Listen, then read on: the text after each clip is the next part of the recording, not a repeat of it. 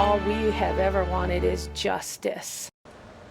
But justice, in this case, delayed. Arizona families first losing a loved one, then losing out on timely answers, waiting months for an arrest, all because a blood sample sat untested at one of the state crime labs. Tonight, our Zach Crenshaw demanding answers for 3 grieving families who want to know why they had to visit a cemetery while the suspects celebrated the holidays at home.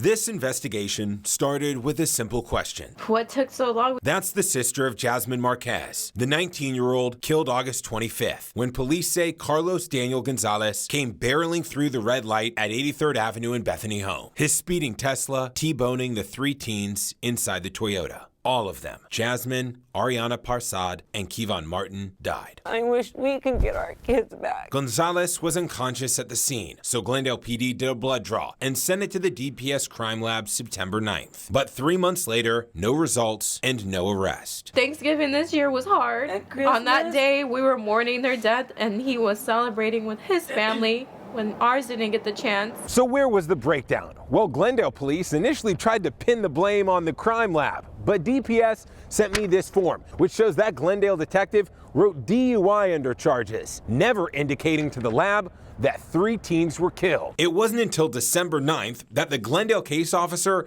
asked DPS to expedite analysis.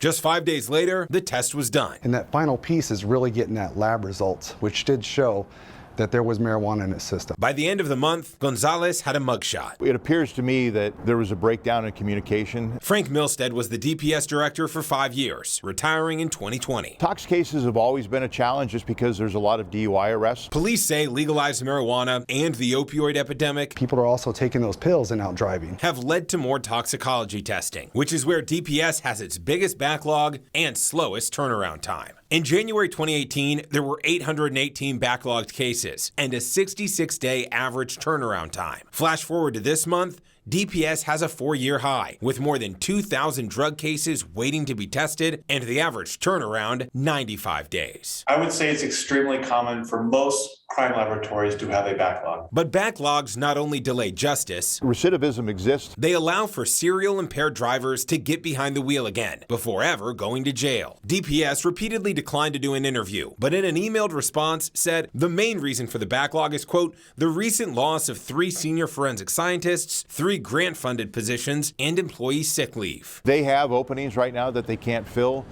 Phoenix PD, Mesa, they all pay much better in their Laboratory Services Bureau for scientists. The agency, hoping Governor Ducey's promise of pay raises will change that. In the meantime, the state's main crime lab has started outsourcing toxicology cases to mitigate the backlog and streaming operations to turn around cases quicker. Unfortunately, living with backlogs might be just something we have to do, but there's no reason that a homicide should be lumped in with a misdemeanor. But for 3 families, that's exactly what happened for more than 3 months, all because of Glendale police. And as Gonzalez awaits his next court date, the families impacted continue waiting for justice, knowing it will never return their lives to August 25th. But at the end of the day, he gets to walk away from this. Our kids don't. They're gone. Zach Crenshaw, ABC 15, Arizona.